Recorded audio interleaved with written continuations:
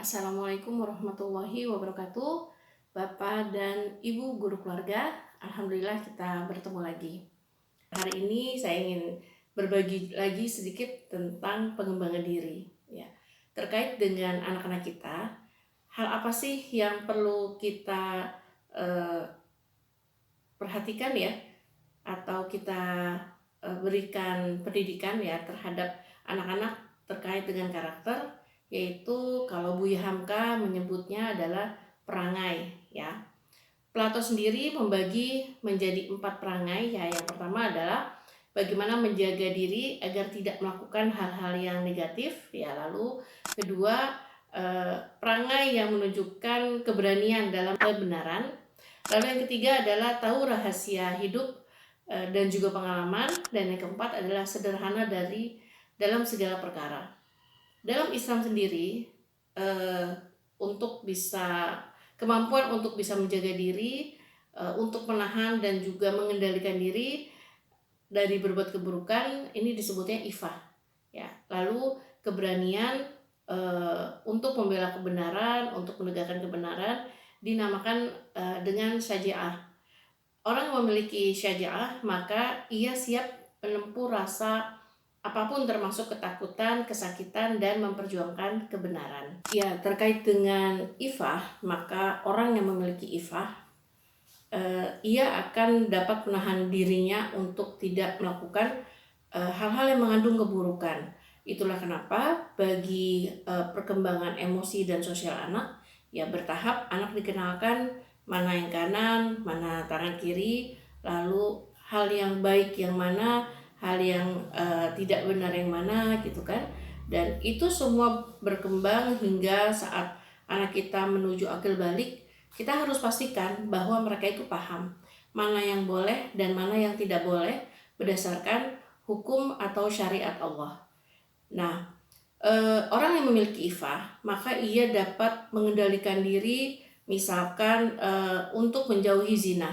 Ya, kenapa? Karena sebenarnya bisa jadi perbuatan zina itu adalah sebuah perbuatan yang mengandung kenikmatan terhadap tubuh ya. Namun ia tahu dan dapat mengendalikan bahwa kenikmatan tersebut hanyalah sebuah sesuatu yang semu, sehingga sesuatu yang semu itu ujungnya adalah eh, terletak bukan pada kebaikan ya ataupun sesuatu hal yang manis, karena itu akan berujung kepada keburukan. Ya, banyak hal yang bisa kita diskusikan, bisa kita obrolkan kepada anak-anak pemuda akil balik kita ya, di mana semua akhlak-akhlak yang sudah terkandung di dalam hadis-hadis Rasulullah dan juga ada pada suri tauladan Rasulullah itu perlu kita tanamkan, sehingga kita pastikan kita sudah menyampaikan apa yang betul, apa yang benar, dan juga apa yang salah. Lalu dan untuk mencapai ke sebuah kesuksesan, seseorang itu perlu teguh ya, walau ada kesulitan yang pasti ia akan hadapi dalam perjalanannya, dan memiliki ketangguhan, memiliki berani merasakan sebuah penderitaan, karena bisa jadi penderitaan itu adalah jalan dia dalam menegakkan kebenaran. Maka inilah yang disebut syaja'ah ya. Jadi seseorang itu akan tahu pasti, akan paham ketika dia tahu mana yang benar, mana yang salah, dia akan memperjuangkannya dalam proses memperjuangkan itu semua ya, bisa jadi ia mengalami keperihan ya, atau bisa jadi ia mengalami penderitaan, dan ini adalah sebuah sunatullah. Antara ifah dan syaja'ah itu tidak bisa dipisahkan.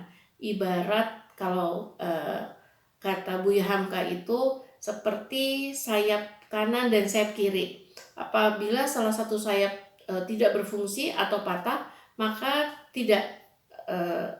burung tersebut tidak bisa terbang. Tiap-tiap perbuatan yang mengandung perjuangan pasti ada di dalamnya ifah dan juga syaja'ah. Dia memiliki sifat ifah karena dia tidak peduli terhadap teriakan-teriakan nafsunya ya kan. Sesuatu yang haram itu oleh setan akan akan dijadikan segala sesuatunya indah ya. Lalu dalam perjuangannya itu pun dia akan memiliki perangai syaja'ah. Artinya dia sanggup untuk menjalani penderitaan tersebut. Seseorang yang suka memberi, maka dia memiliki perangai ifah. Kenapa? Karena ia sudah menghindarkan syahwatnya untuk menumpuk-numpuk hartanya ya. Dan dia memiliki syaja'ah karena dia itu berani untuk berani untuk berpisah pada hartanya ya, untuk meninggalkan sebagian hartanya ya. Itu contoh yang konkret yang bisa kita bisa kita lihat. Seseorang yang menolong orang yang tenggelam, dia adalah orang yang memiliki perangai ifah.